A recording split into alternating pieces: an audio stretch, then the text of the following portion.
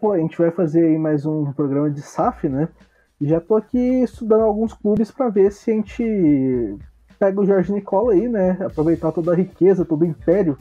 Nicola poder comprar um time. O que você acha, Beto? Olha, eu acho até que ele poderia ser um dos scouts da Portuguesa, né? E aí, mas eu acho que a corneta ia pegar muito forte, viu, Matheus? Não ia durar uma semana.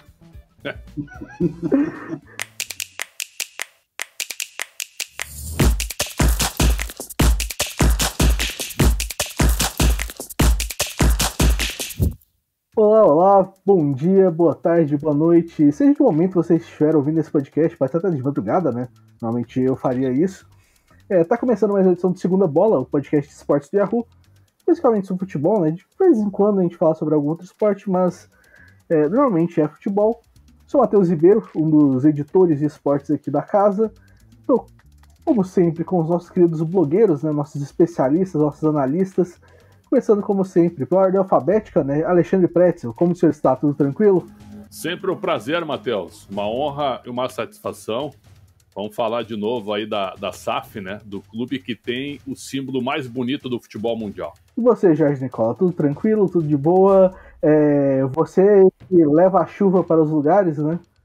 Mas a chuva tem sido algo nacional, né? É um negócio, eu estive outros dias, semana passada em Ilhabela, mas choveu pouco lá. O problema é que não fez muito sol. Mas é só uma particularidade, a pessoa que nos escuta, nos assiste, ela gosta de bastidores, né? Isso é o mais importante.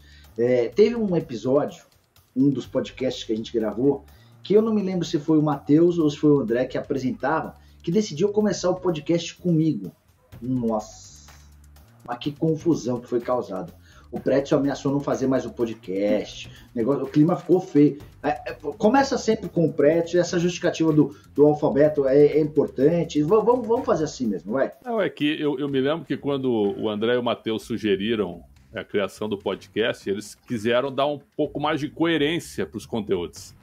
E assim o início tem que ser comigo, né? Pô, senão não fica difícil. Foi com você, Matheus, nesse episódio? Confesso que eu não lembro. Mas é bom porque, tipo assim, é mais fácil pra mim, porque como eu tô gravando aqui, aparece o Pretzel primeiro, o Nicola. Então, tipo assim, por favor, continue atrasando um pouquinho pra entrar, só porque assim, a gente nunca vai perder isso. Eu sempre vou chamar o Pretzel primeiro. Eu sempre tô vendo o Pretzel do meu lado esquerdo, né? Que é o meu lado. Que é o meu lado da câmera, né? Bom, como eu até antecipei no início, a gente vai falar mais uma vez de SAF, da Sociedade Anônima do Futebol. Só que assim, muita gente tem falado bastante sobre o Cruzeiro.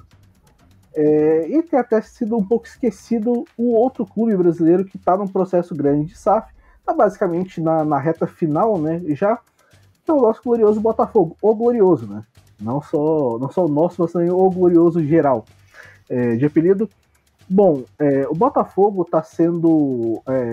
O investidor do Botafogo se chama John Textor. É um americano de 56 anos, do ramo de mídia. É um ex-skatista, inclusive. Foi skatista profissional no fim dos anos 70 e início dos anos 80. Mas teve muitas lesões e resolveu se aposentar e foi acabar estudando mais, né? Tem criador de serviço de streaming nos Estados Unidos, um serviço, inclusive, que é bem voltado para quem gosta de futebol. Assim, logicamente tem outros canais, mas o futebol e outros esportes fazem grande parte, né, desse pacote. E ele tá aí para poder comprar 90% do Botafogo numa transação que foi aprovada, inclusive, pelo Conselho Deliberativo do clube. A gente está gravando isso aqui na sexta, dia 14 de janeiro. A compra foi aprovada pelo Conselho Deliberativo na noite de quinta. Bom, começar um pouquinho para análise de vocês. Pretzel, o que você acha dessa compra? O Botafogo realmente é um dos clubes brasileiros que mais precisava disso? Precisava, né? Eu me lembro assim, ó, como o tempo passa, na primeira semana de março de 21, o Campeonato Brasileiro terminou no dia 24 de fevereiro. E aí o Botafogo foi rebaixado. E aí, uma semana depois, eu entrevistei o presidente, participei de uma entrevista com o presidente do Césio Mello, acho que eu posso citar aqui na Rádio Bandeirantes, não tem nenhum problema. E aí o presidente tinha recém-assumido, ele me falou, olha, a gente tem 1 bilhão, ele mesmo disse, a gente tem 1 bilhão de dívidas. R$1 bilhão em dívidas. E eu não sei o que eu vou fazer. Em março, isso. Logo, uma semana depois da queda do Botafogo. E aí ele até chegou a dizer o seguinte... eu tenho salários aqui que são pagos... Era pago via sindicato, né? Por causa da penhora das receitas do Botafogo. Então, o que acontece? O que o Botafogo recebia, esse dinheiro ia para o sindicato dos atletas profissionais, que pagava os jogadores para evitar penhora. Ponto. Estou falando isso em março de 21. E ele mesmo chegou a dizer assim, eu tenho fôlego para 3 meses. Até maio ele tinha fôlego. E o Botafogo conseguiu subir, cortando gastos e ainda com seu CEO Jorge Braga, dizendo que a situação ainda agora, antes do investidor, dizendo que a situação ainda era muito difícil. Mas muito difícil. Então, cara, eu acho que essa chegada do John Textor, né, a chegada dele até foi muito engraçada, um torcedor dando uma nota de R$20 para ele no aeroporto, foi um negócio engraçadíssimo ali para contribuir, né, com a SAF do Botafogo.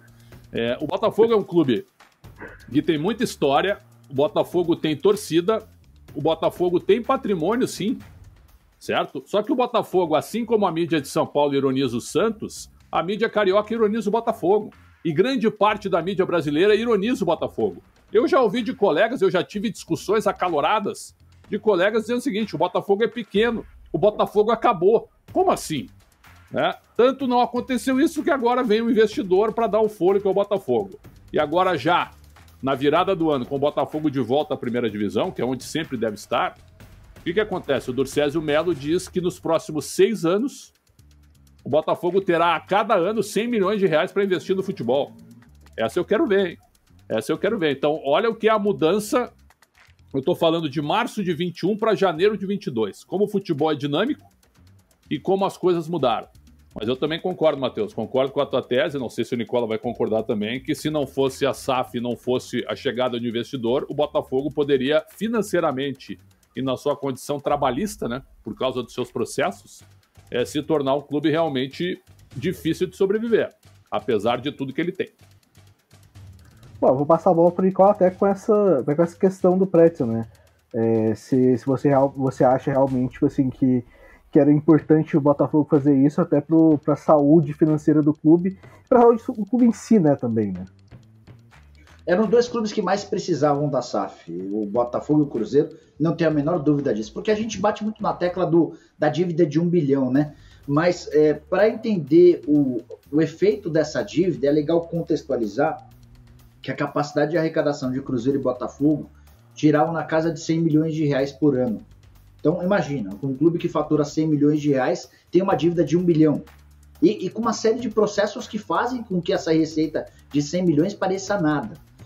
Então o Botafogo precisava muito de um movimento como esse. Eu estava conversando na semana passada com o Pedro Mesquita. O Pedro é o diretor da XP, foi o cara que intermediou as tratativas com o John Textor pelo Botafogo, do Ronaldo com o Cruzeiro. E ele estava fazendo algumas comparações importantes sobre os 2 clubes. Tem alguns movimentos que jogam muito a favor do Botafogo em relação ao Cruzeiro.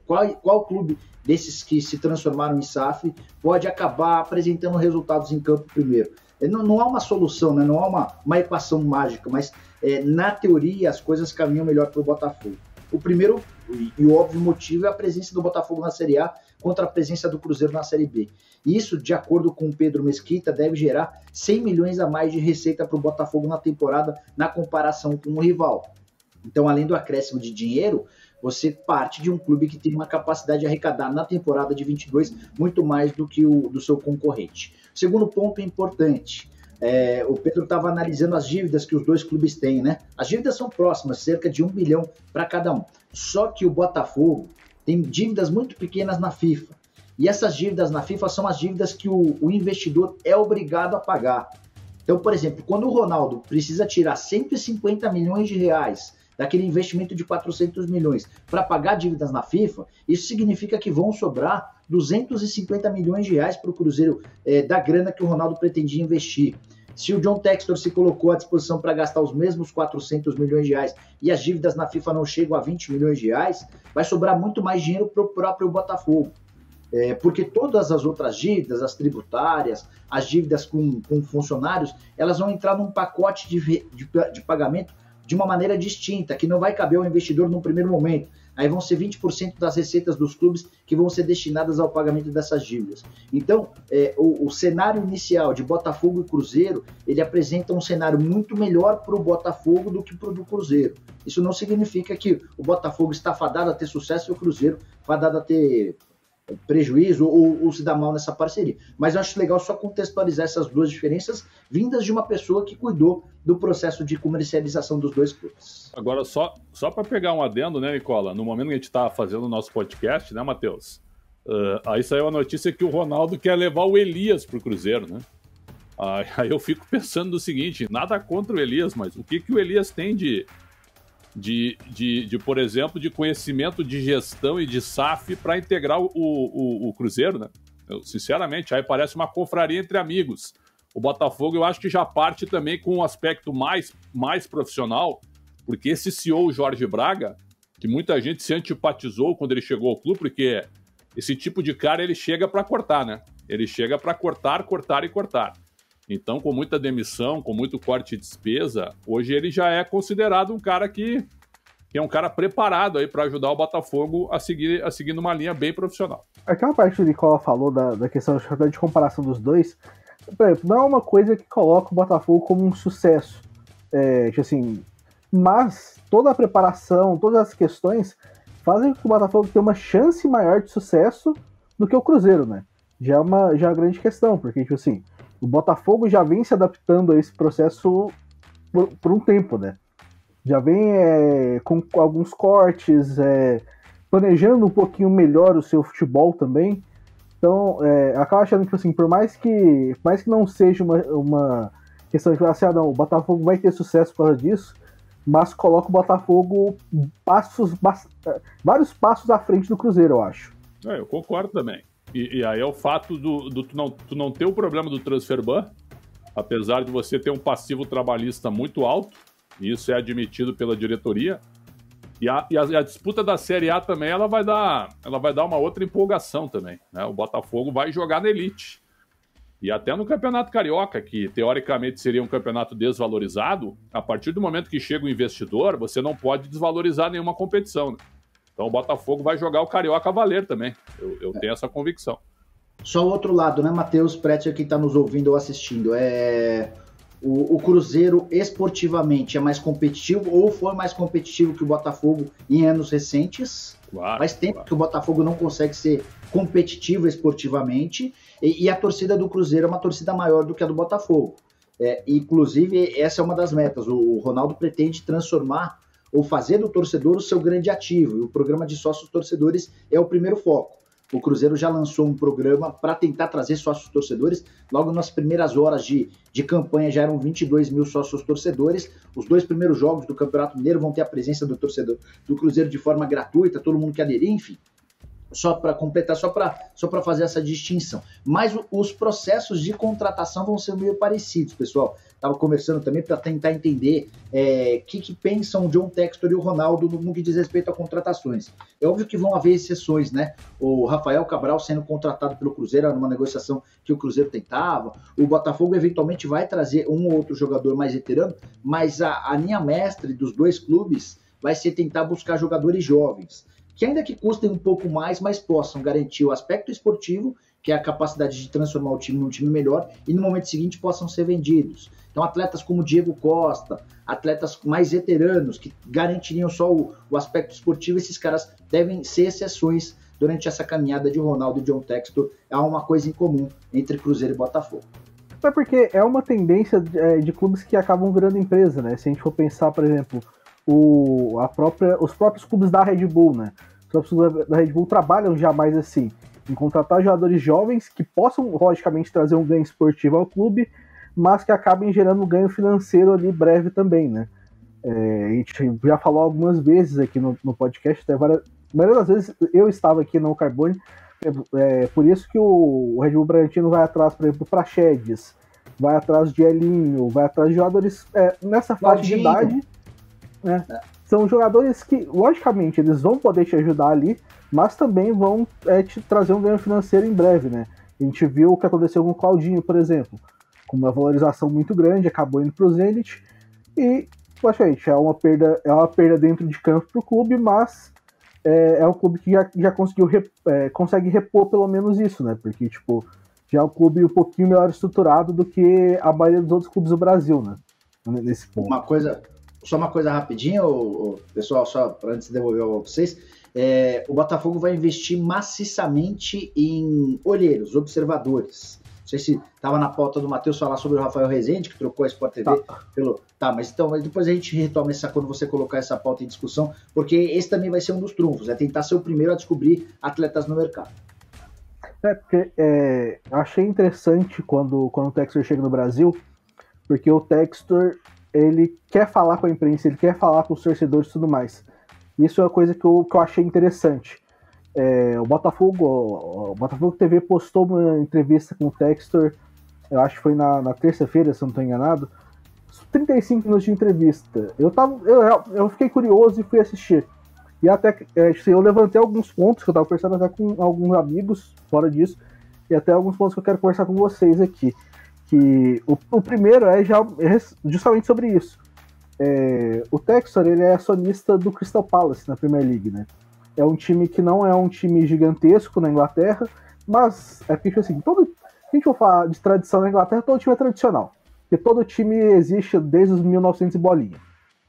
Mas é um time, tipo assim, com regularidade em primeira divisão, e que está se ajustando a isso. O Textor, inclusive, entrou no ano passado, só nessa sociedade.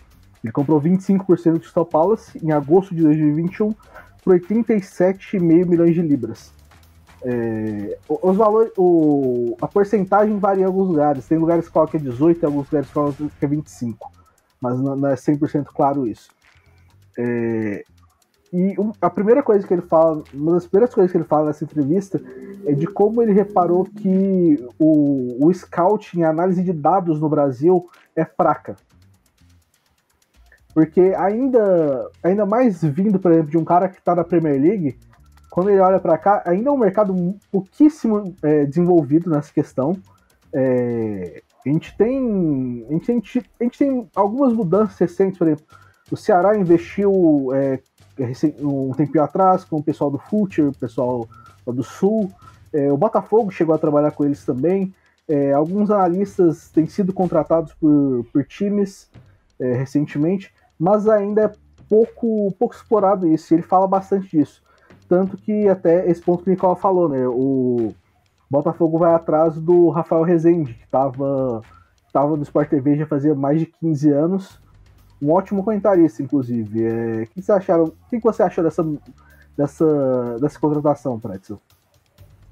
Olha, eu não conheço o Rafael Rezende, tive 2 ou 3 contatos com ele em estádios, assim, só com cumprimentos, mas o conteúdo dele sempre que ele passou, eu sempre achei muito interessante, as ideias dele.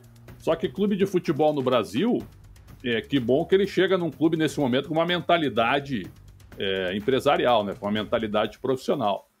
Porque hoje, na sua grande maioria, os clubes não dão a mínima para os seus departamentos de comunicação, não dão a mínima. Na realidade, eles têm ódio da imprensa, na sua grande maioria, eles transformam a imprensa em inimiga.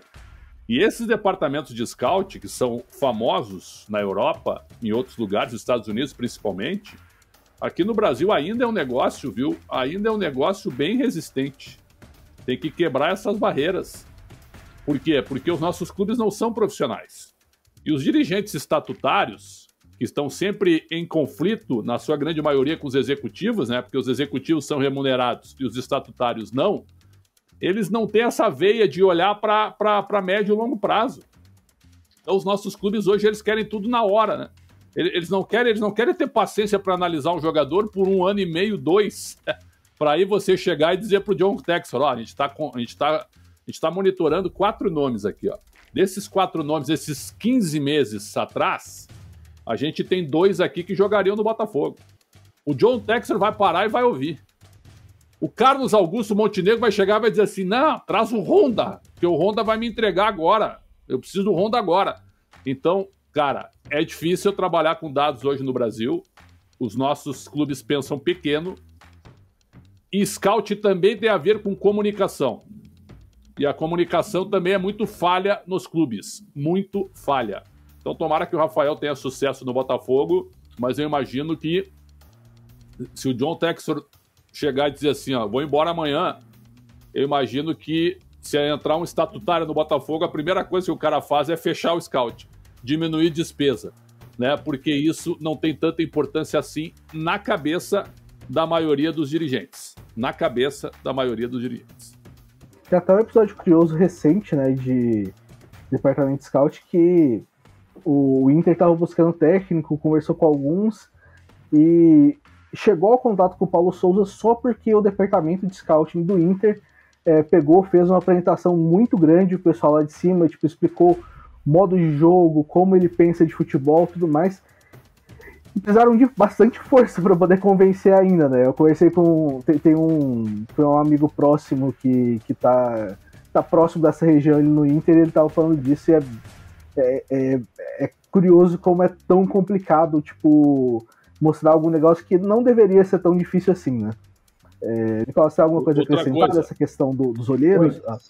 Muito. Sim, outra coisa, o Palmeiras contratou o Murilo, zagueiro, né? A torcida tá em pé de guerra. Pelo scout, tu não contrataria o Murilo. Pelo scout, tu não contrataria o Murilo. Essa contratação me parece que ela é uma contratação que eu acho boa, eu acho boa, porque ainda é um zagueiro teoricamente jovem, é um zagueiro que pintou muito bem no Cruzeiro, e eu acho que ele foi bem no Cruzeiro. Os cruzeirenses estão me xingando aí nas minhas redes quando eu falei isso, que ele não jogou nada no Cruzeiro, eu discordo. Foi lançado pelo Mano Menezes, né? E no Lokomotiv, na última temporada, ele teve uma lesão e acabou perdendo espaço. Mas você acha que o Murilo foi contratado por scout? Duvido. Assim, o scout é visto por muita gente como um gasto de dinheiro, quando na verdade você tá beneficiando a possibilidade de acerto. O que o clube precisa fazer, especialmente os clubes endividados? Eles não podem errar na hora da contratação. Então, quanto melhor capacitados forem os caras do scout, quanto mais sucesso esses caras tiverem na escolha de jogadores, maior é o seu êxito. Por exemplo, por que a base do Palmeiras é tão boa? A base do Palmeiras é tão boa porque tem alguma capacidade de investimento, mas não é muita, mas porque a rede de olheiros montada pelo João Paulo Sampaio é espetacular. Os caras são capazes de identificar, ó, esse menino aqui tem futuro, pode trazer. Aí ele tem um cara na Bahia, tem um cara em Manaus, tem um cara no interior. Em Minas. Pois é, tem espalhado por todo o país, e ele promove peneiras, enfim. E esses caras muito capacitados para identificar jovens talentos, eles vão garimpando. E o Palmeiras hoje é uma máquina de fazer bons jogadores nas categorias de base. Palmeiras que não tinha tradição nenhuma. Outro dia eu estava participando do programa do Neto, perguntei pro Veloso, você participou de copinha? Eu participei de uma, o time foi eliminado na primeira fase, o time era horroroso. Eu falei, mas quem mais jogava com você de conhecido? Ele falou, ninguém, só tinha eu, ninguém virou. Era esse o Palmeiras de outros tempos. Hoje o Palmeiras da base é o Palmeiras que não para de revelar atletas, que tem um menino de 15 anos de idade que é um fenômeno, que é um monstro. Então isso passa muito por seleção, por critério, por escolha. E são vários os casos de clubes no Brasil que só contratam por contato com o empresário. Emoção. Só para explicar, por exemplo, o Corinthians esse ano está mandando muito bem nas contratações. Eu acho o Robson Bambu ótimo, eu acho o Ivan excelente, o Paulinho tem potencial para mim para ser o melhor jogador dos reforços contratados para 2022. Eu acho que ele vai ter capacidade de causar o mesmo impacto do Hulk. O Bruno Melo não contrataria, mas o Corinthians se acostumou durante anos a contratar por indicação de empresário, os empresários mais próximos. Aí você monta lá um Cifute, um centro de inteligência do futebol, e os caras são ignorados. Enfim, acontece com o Corinthians, acontece com qualquer clube do futebol no Brasil. Até nessa questão ainda de scouting, outra coisa que eu achei interessante que ele falou, um dos outros sócios, né, do Crystal Palace, o David Blitzler, ele tem clubes na Alemanha, nos Estados Unidos e na Espanha também. O Texter falou muito sobre como usar esses clubes também, e talvez o Botafogo também seja usado para poder, nessa negociação, não uma negociação, né, mas também uma parceria, de tentar achar jogadores que valham para os perfis dos clubes. Porque, por exemplo, o Botafogo acha um jogador interessante na Alemanha. E aí os caras podem aproveitar esse clube, do clube irmão, né, entre aspas, e tipo, virar, cara, qual que é a opinião que vocês têm desse jogador e tudo mais, o que vocês viram? Eu acho bem interessante esse movimento também, né, porque eu acho que você sempre tem que tentar usar, tipo, todas as ferramentas possíveis, né? E acho bastante interessante esse caso também, né? O que a gente tem um limitador aqui são os estrangeiros, né? Só 5 podem jogar. Na Europa você pode ter 11, não tem problema nenhum. Você pode ter 30 no elenco. Aqui você pode ter 40 no elenco, mas só 5 podem entrar em campo. Então, eu acho que o scout para estrangeiro hoje, no México, o México tem bom potencial de mercado. A Major League Soccer hoje está apresentando bons valores. Você tem mercados mais como a África, por exemplo, né? Os clubes franceses se baseiam muito na África, no futebol africano, buscam muito jogador. Então, eu só acho que o nosso limitador, e aí eu acho que é favorável, eu não gostaria de ver o futebol brasileiro aberto a tanto estrangeiro assim, porque aí você diminui um pouco o mercado interno. A Itália já sofreu muito isso, com pouca revelação de jogador. Então, eu acho que tem esse limitador. Então, o teu scout é aquilo, né? Você tem que ser cirúrgico, mas a garantia de acerto, ela não existe. É isso que eu acho. É como se fosse um site de aposta. Você vai lá e aposta, né? Daqui a pouco você olha pro menino, eu vou nesse jogador aqui e o que dá certo é o que ele não foi. Até nisso dos estrangeiros, tem outro ponto que ele fala que eu acho interessante, que é questão, por exemplo, realmente, a gente tem esse limitador que são apenas 5 estrangeiros que você pode relacionar para um jogo, né? Só que eu acho interessante uma fala dele, que é assim, logicamente você vai buscar ter o seu clube com mais jogadores nacionais, tentando formar jogadores da base, mas ele acha um desperdício você não aproveitar essas 5 vagas de estrangeiro para poder, tipo, tentar achar mais talento que possa agregar no seu clube. Sim. Porque, tipo assim, eu acho que nos últimos anos eu acho que, por exemplo, os clubes brasileiros têm olhado apenas para jogador pronto nos outros países. Você vai ali você vai buscar na Colômbia, por exemplo, o Borja, que foi artilheiro da Libertadores aquele ano. Só foram buscar porque viram o cara jogando na Libertadores. Mas eu acho que você tem cada vez mais ir nesses clubes e procurar os jogadores que estão ali com 18 e 19. Posso te dar 2 exemplos? Exemplos de agora. O Inter contratou o Palácios na cabeça do Vidal, maior revelação do futebol chileno dos últimos 10 anos. O Grêmio contratou o colombiano Campas na cabeça da imprensa colombiana, é só ouvir os caras lá. Fenômeno. O Grêmio já não quer mais o Campas, olha só, e o Palácio já tá com a corda no pescoço no Inter. É um negócio complicado, cara, muito complicado. Então a paciência, ela não existe no futebol brasileiro. Talvez o John Textor e o próprio Ronaldo, eles deem vantagem ao Botafogo, eles sejam bons ao Botafogo e ao Cruzeiro, por isso aí. Como eles têm bala, de você segurar um pouco a crítica precoce, né? Então, o que se diz o Palácios hoje no Inter? Não serve mais. Eu acho assim, acho que venderam que era um craque, e aí quando a bola começou a rolar, ele não é tudo isso. Também tem os exageros dos scouts, não sei se vocês concordam também com isso, né? E com essas análises de jogadores e de países também, né? Pô, vocês estão contratando um fenômeno, e aí tu olha lá. Por exemplo, o Nicola acabou de dizer que o Endrick é um fenômeno. Eu tô assustado com o que eu vi nos últimos 10 dias.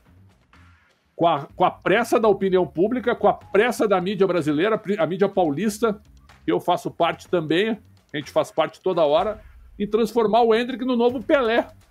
O menino fez 2 jogos. Então, calma, pessoal, calma. Então, acho que 170, o scout, meu caro Matheus, ele é fundamental. Mas tem que ter paciência. Se não tiver paciência, vão gastar demais. Deixa eu só falar um pouquinho só. O Endrick, ele tem 170 jogos na base do Palmeiras, 169 gols, né? Os 2 jogos na Copinha... É outra turma, né, irmão? É outra turma. Mas os 2 jogos da Copinha são a cereja do bolo. Mas já era um menino que com 15 anos de idade jogava no Sub-20. E jogava como titular. Então, o Jean Scher era um fenômeno. Tem vários exemplos aí. Mas esses casos não te impedem de identificar o cara e atribuir a ele o status de fenômeno das categorias de base. Das categorias de base. Mas já estão alçando ele, é o novo Romário, é o novo Ronaldo, não sei mais o que. Acho que é preciso ter calma com isso, mas um menino que com 15 anos de idade joga contra atletas de 21 e em 90 minutos em campo, porque ele jogou 45 minutos numa partida e 45 na outra, e mete 4 gols, esse menino é diferente. E tanto é diferente, Pretzel, que o Manchester United, o Barcelona e o Real Madrid já se reuniram nos últimos dias com o pai dele. Então, Para os caras lá de fora estarem analisando, Nicola, conversando... Nicola, o Rodrigo foi um fenômeno, né? Foi um fenômeno. O Gabigol foi um fenômeno, certo? Então, calma. O Gabigol, com 16 anos, era um fenômeno. Foi estrear no time principal do Santos. Foi na Europa lá e foi um fiasco. Agora que ele voltou e melhorou de novo. Talvez ele vá de novo. Então, eu acho o seguinte, ó. A gente está tão apressado que, ao mesmo tempo que o Endrick não é um fenômeno, ao mesmo tempo que o Botafogo não acabou. Entendo o que eu estou dizendo, né? Que quando o Botafogo acabou sendo rebaixado para a segunda divisão. Então, muita calma, que o futebol brasileiro é muito dinâmico. Muito. Mas é só para completar sobre os garotos, sobre atletas estrangeiros, com mais de 5 atletas estrangeiros. Quase todo dia nas minhas lives, tem gente perguntando, Nicola, você tem que ajudar, tem que campar essa causa. Não, cara. Se você aumentar esse limite, os caras vão contratar um monte de estrangeiro e vão abrir mão de espaço para base. Isso. O São Paulo tinha 8 atletas estrangeiros na temporada passada, o Internacional tinha 7. Isso. Se você tem um limite de 5 e você tem 8, você está gastando 3, você está pagando salário para 3 que não vão jogar, então os clubes escalão. Os clubes não são organizados. E tu tá pagando salário, tu tá pagando salário para um cara de segundo escalão não jogar. Pois é. Esse que é o problema. E para piorar, além de estar pagando para 3 que não vão jogar, esses 3 ainda estão ocupando o espaço de alguém da base. Porque o Pedrinho, porque o Juan, porque esses atletas do São Paulo poderiam estar ocupando espaço, que era do Rojas, que era do Galeano. Então não tem que aumentar o limite de estrangeiros, senão a gente vai virar o campeonato português, que tem times em Portugal com 15 atletas brasileiros, 16 brasileiros e 7 portugueses. E ao contrário de Portugal, a gente tem muito jogador surgindo, e aí você vai tirar o espaço desses atletas. Eu sou radicalmente contrário à ideia do aumento do número de estrangeiros. Concordo, se 5 atletas são mais do que suficientes. Se o clube quer gastar mais, aí tem alguma coisa errada. O uso 5 está muito bom. Até nessa questão que o Preto estava falando sobre a imprensa, tem uma coisa interessante até no que o Rafael Rezende fala, quando ele fala da questão de por que ele acabou saindo da imprensa para poder se juntar ao Botafogo, né? Que é uma coisa que eu concordo bastante, que tem crescido muito mais nos últimos anos, de que a gente está saindo um pouco do futebol, do que é jogado dentro das 4 linhas, para só narrativas. Essa questão, a gente tem muita pressa em tentar decidir se o menino é um fenômeno, se o menino não presta, se o menino não serve mais. A gente tem pressa nas duas partes, a gente tem pressa em tudo. E não é assim, gente. Tipo assim, jogador, ainda mais jogador que é da base, você precisa ter um pouco de calma com ele. É um jogador que está acostumado com um futebol totalmente diferente. E, claro, a transição é necessária. E aí, tipo, o pessoal fica aí falando, estadual, tem que ter necessidade de ganhar. Pô, bota esse menino no estadual, tipo, eles conseguem ganhar uma cancha melhor, conseguem... Por que o Atlético Paranaense de vez em quando consegue botar bons jogadores da base no time profissional? Por causa disso, porque já faz anos que tá jogando o estadual com o time da base, né? Com o time de aspirantes. Mas, Matheus, aí também o Botafogo em 2020, antes da pandemia, perfeito? Antes da pandemia, quando começa o campeonato estadual, em janeiro de 20, a pandemia acontece em março, né? Vocês não lembram que o Botafogo colocou um time C em campo? Eu me lembro, o Alberto Valentim era o técnico. Entrou um time C do Botafogo nas 3 primeiras rodadas. Eu gravei um vídeo no nosso Yahoo que gerou uma repercussão gigantesca, dizendo que aquele time era um dos piores da história do Botafogo. E tava cheio de jogador da base e jogador reserva ali. Os caras queriam me matar. E foi o ano que o Botafogo acabou caindo depois, mas... Certo? A gente também não tem muita paciência, né? Então, eu tô começando a pegar leve nisso aí, porque você tem razão, Matheus. O campeonato estadual hoje, ele não tem que terminar. Mas para os grandes clubes, ele tem que ser um laboratório. Nesse ponto, eu concordo plenamente contigo. Tem que botar a molecada para jogar. E ainda mais, você vai pensar em clubes que investem bastante na base. Se você investe, tipo assim, para tirar 2 ou 3 jogadores no ano, talvez você tenha que repensar esse investimento. Por exemplo, o São Paulo investe um absurdo em Cotia. E você vê vários jogadores que caem de São Paulo ali, tipo, que são jogadores bons. Mas aí também vem a pressa. Por exemplo, o Antony aqui, tipo assim, em poucos jogos, o pessoal já caiu matando em cima dele. Que não era um jogador bom, não era nada demais, tudo mais.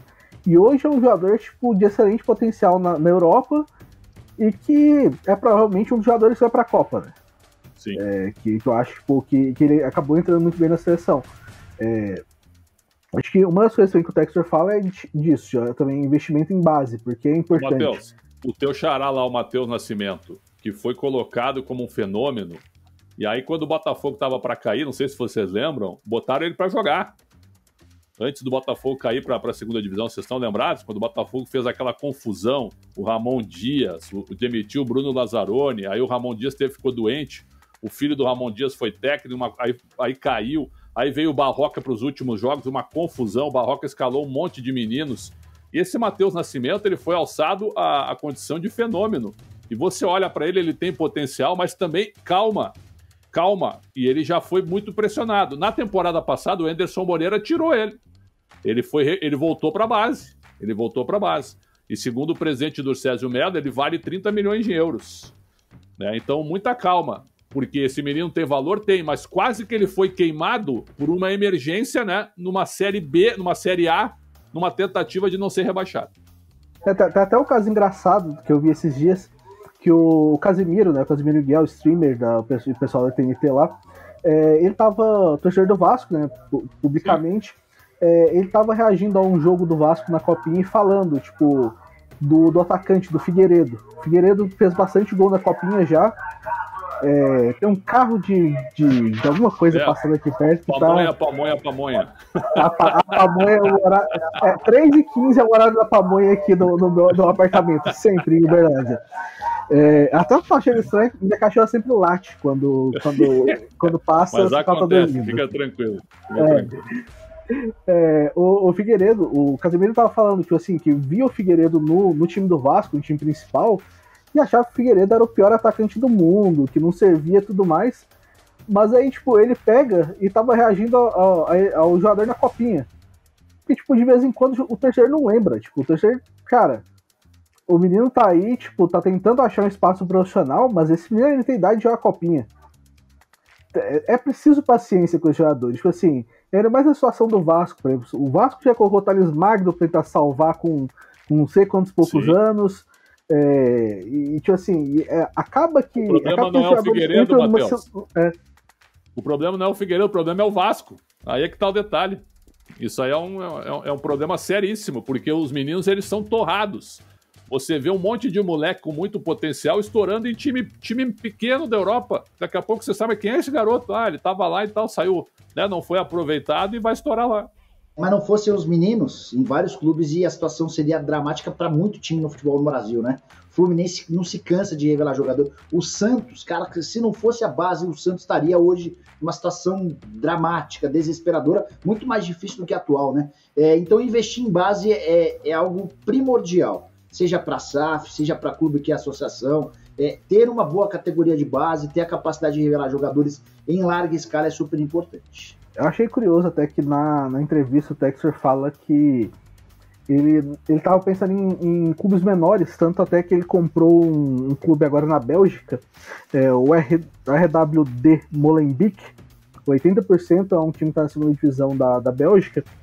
Ele continua negociando pelo Benfica também, né? O Benfica soltou uma nota, acho, nessa sexta, inclusive, falando sobre isso, mas que acabou que 2 brasileiros que estavam ajudando ele nesse processo, na empresa dele, falaram, tipo, Botafogo, essa oportunidade e tudo mais, e tipo, acabaram convencendo ele de que seria uma boa investir no Brasil e no Botafogo. Acho que é legal, tipo, que por mais o pessoal falou, quando o Ronaldo comprou o Cruzeiro, quando o Ronaldo, tipo, assinou a carta, né? Muitos jogadores do Cruzeiro estavam falando, tipo assim, pelo menos não é um bilionário que vem de um lugar aí e não entende nada do nosso futebol. Eu achei que o Textor mostrou até um entendimento decente do futebol brasileiro, tipo assim, falando sobre as situações de Cruzeiro e Vasco também, tipo, pensando que o Botafogo, logicamente, precisa aumentar a folha salarial e tudo mais, mas precisa ser feito um pouquinho com uma cautela, logicamente, mas você precisa fazer isso porque você está saindo da segunda divisão e indo para a primeira, né? Logicamente você precisa ter um ganho técnico razoável, tipo assim, de avaliar bastante, tipo, quem estava aqui pode contribuir com a gente ainda, quem não pode, tipo assim, o que a gente pode trazer. Eu confesso que eu achei bem interessante, assim, eu achei muito Achei muito diferente em questão, por exemplo, do Ronaldo, porque o Ronaldo, se você for pensar, o Ronaldo foi visto pela primeira vez semana passada no Cruzeiro, né? E tipo assim, isso depois de muito tempo que ele já tá analisando o clube e tudo mais, já tá meio que encaminhado isso, né? E outra coisa, né, Matheus? O John Textor vai estar no camarote do Engenhão e ele é acostumado com a Premier League, ele vai querer ver o Botafogo em alto nível também dentro de campo. Ou vocês acham que não? Então aí gera uma pressão forte em cima do Anderson Moreira e da comissão técnica. Porque uma coisa que eu tenho certeza que o John Textor não conhece é o treinador brasileiro.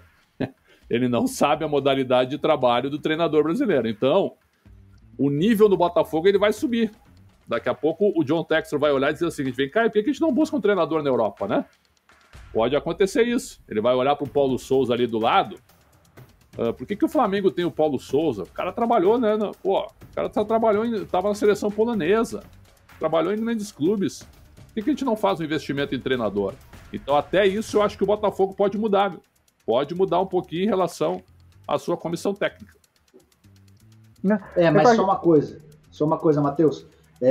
O John Textor, você citou algumas das propriedades dele, né? Ele continua insistindo na aquisição de 25% das ações do Benfica. Até o sócio majoritário do Benfica até comunicou à Comissão de Valores lá em Portugal sobre essa negociação que segue em vigência. Ao mesmo tempo que é muito bom você ter um dono que tem outros clubes, ao mesmo tempo pode passar em algum momento a impressão de que você não é a prioridade.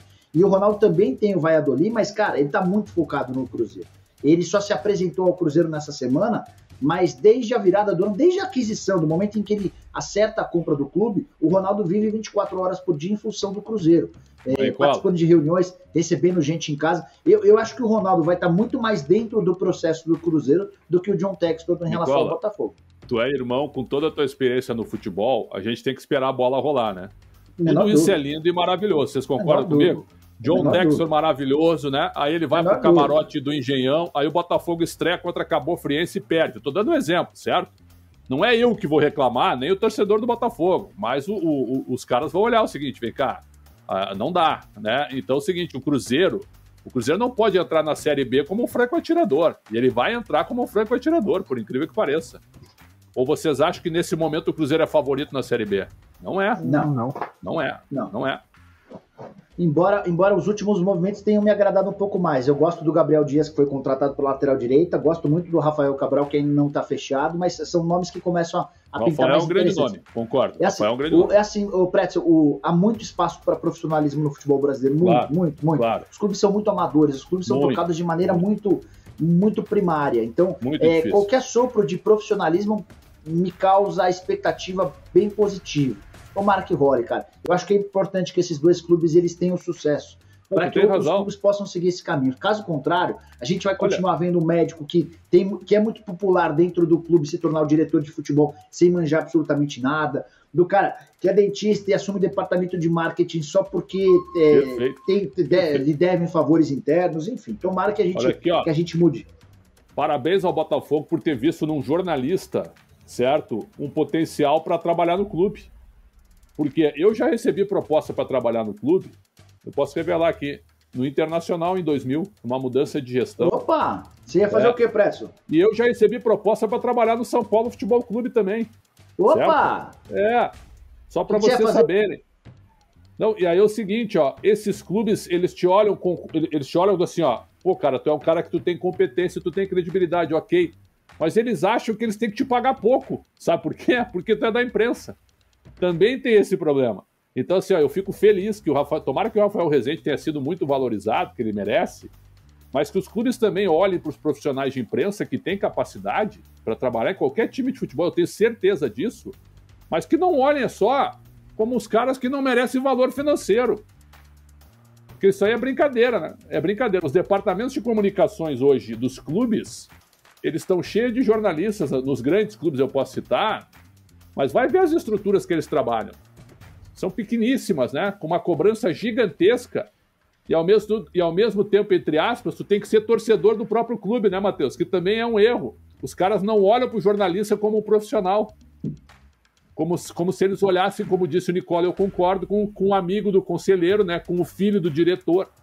Então, tomara que o Botafogo, parabéns ao Botafogo por ter feito essa aposta e eu torço que dê muito certo. Conta pra gente aí qual que eram as propostas, era a assessoria, você ia fazer outra coisa? Conta aí, Pretzel, é interessante. Eu posso falar, em 2000 me foi pedido um projeto do João Paulo Medina, que era meu amigo, depois a gente perdeu o contato, ele assumiu o futebol do Inter, e aí ele me pediu um projeto de assessoria de imprensa, eu fiz e botei lá o valor que eu imaginava. Em 2000 a nossa moeda era tinha muito mais valor, né? Porque é o seguinte, esse é um caminho que para o mercado brasileiro, Matheus e Nicola, que eu não concordo, mas infelizmente é assim, é um caminho sem volta. Se tu sai da mídia, né, e tu vai para um clube, a volta para a mídia ela fica complicada. Para mim, não. Eu não vejo resistência nisso, mas nos gestores eu vejo que sim, ponto. E aí eu fiz um projeto com autonomia. Porque também, Matheus e Nicola, vamos lá, Nicola, tu vai chegar na Portuguesa hoje, com toda a tua competência e teu histórico, se tu não tiver autonomia para ser um diretor de comunicação, se tu não puder conversar com o jogador, não adianta nada, tu é apenas um número. Então, no Internacional eu pedi autonomia, não levei, acharam que o valor que o projeto era maravilhoso, mas que o valor solicitado na época não cabia, ponto. E no São Paulo eu fui convidado para ser porta-voz do presidente. Fui convidado para ser porta-voz do presidente, só que no momento que eu tinha que sair de tudo que eu tinha na imprensa, e aí o valor, fiquei muito feliz com o convite, mas o valor oferecido foi um valor, até eu posso dizer o seguinte, risível perto do tamanho da importância da função. A questão do Rafael Rezende, o Botafogo até identificou ele, porque o Rafael recentemente estava tirando a licença B da CBF, né, curso de treinador, e você precisa fazer um estágio, né, e ele estava fazendo estágio no Botafogo, inclusive, então que legal. Eu imagino que o Botafogo tenha visto, né, nesse momento a qualidade do profissional e acabado colocando ele ali, né, nessa posição. Tem um grande amigo meu, Rodrigo Weber, que foi jornalista formado em Rio Grande do Sul, trabalhou comigo no Grupo Bandeirantes em Porto Alegre, hoje ele está como scout do Curitiba. Então, é mais um também que o Curitiba apostou num jornalista que também fez curso, se capacitou. Então, acho que tem abrangência para isso aí também. E só até puxar para finalizar aqui, né, essa parte do podcast, o ponto que o Nicola estava falando, tipo, da questão tipo, de ser bom que esses dois clubes tenham sucesso pro futebol brasileiro, acho que a maior questão é nem, tipo assim, o Cruzeiro e o Botafogo deram certo como SAF. Não, eu acho que não é o ponto da questão do pessoal virar assim, vamos todo mundo virar SAF então. É a questão dos outros clubes terem que olhar para esses dois clubes, o Botafogo e o Cruzeiro, identificar o que eles fizeram de certo e tentar trazer para o seu clube. Não, acho que não é a questão tipo assim, todo mundo tem que fazer o mesmo modelo. Mas, a gente pode se basear nisso, adaptar a nossa realidade, que eu acho que todos os clubes do Brasil saem ganhando. Acho que essa é a grande questão. Acho que tentar identificar, ser mais profissional, não dar cargo só por confiança. Até, por exemplo, tem um caso no São Paulo recentemente que depois da chegada do Casares, alguns dos departamentos foram bem mexidos. Alguns departamentos bem competentes, inclusive, foram mexidos porque tipo assim, tem que dar o cargo ali e tudo mais. Então, assim, acho que falta bastante profissionalismo no futebol brasileiro e pelo menos o que a gente está vendo inicialmente talvez são sinais de que a gente pode ter alguma coisa boa nesses dois clubes. E a gente até torço, inclusive, para que esses clubes deem certo, porque é bom a gente ter esses clubes grandes de volta à Série A, de volta com poder, podendo disputar tabela, podendo disputar lá em cima, podendo trabalhar bem. Bom, a gente vai fechando o podcast por aqui. Pretzel, quer deixar alguma mensagem final? Não, apenas dizer que se um dia o Nicola me convidasse para ser um scout ou para ser um analista de dados do blog dele ou do canal dele, eu toparia, mas bem remunerado. Estamos falando de quanto, Pretzel? Só para preparar a carteira. Meu garoto, aí eu tenho que largar o resto. Aí o bicho pega. E scout da Lusa? O scout da Lusa, nosso amigo Toninho Cecílio tá lá, né? Grande amigo, grande Sérgio figura. Soares de técnico, Toninho de diretor. Aliás, o Sérgio Soares teve Covid, um abraço para ele, boa recuperação. Gosto muito dele, um baita de um cara. E acho que a Portuguesa escolheu bem, tanto o gerente quanto o treinador. Né? Mas, Lusa assim, que ganhou do Palmeiras, viu, Pretzel? No Allianz Parque, gol do Luan. A lei do ex. Ganhou. É um fato, é uma notícia. Vai colocar na estatística da história isso? Vai. E o Abel Ferreira no banco de reservas, uma das poucas derrotas do Abel no Allianz. Que fase, hein, Nicola? A gente comemora o que a gente tem, Pretzel. É o que tem pra hoje. Depois dessa comemoração, você quer deixar mais alguma coisa, Nicola? Ou quer não, dizer que o papo foi legal. É importante. A gente tem que tentar, na medida do possível, explicar ao máximo e contextualizar ao máximo tudo que a gente está vendo de novidades. E a SAF chegou para inovar o futebol brasileiro. Então, que bacana que a gente teve mais uma oportunidade de debater. E hoje eu fiquei muito impressionado, porque o Pretzel repetiu umas 6, 7 vezes que concorda comigo. Por isso que está chovendo tanto. É bom, porque tipo assim, eu acho que é realmente uma coisa necessária. Por exemplo, o torcedor não tá indo aos miúdos, logicamente, porque, tipo assim, o torcedor não tem o tempo para poder parar, tipo, o torcedor tem suas obrigações, trabalho, família, tudo mais. Então, é bom quando a gente pode oferecer algum conteúdo que ajude o torcedor a entender um pouquinho mais essas mudanças. São... o Valentino Rossi tá passando aqui do lado, né? Também. Aqui passa também. Isso aí é impressionante. Meu microfone, meu suporte quebrou. Eu não tô conseguindo usar o microfone. Agora, tipo, o microfone direcional. Faz parte, mano. Daqui a pouco tem uma corrida de caminhões aqui na minha rua. O Nicola sabe aqui, a gente mora perto um do outro. Porra. A Fórmula Truck aí, né, em São Paulo. Mas a gente vai fechando por aqui. Um grande abraço a todos e até a próxima.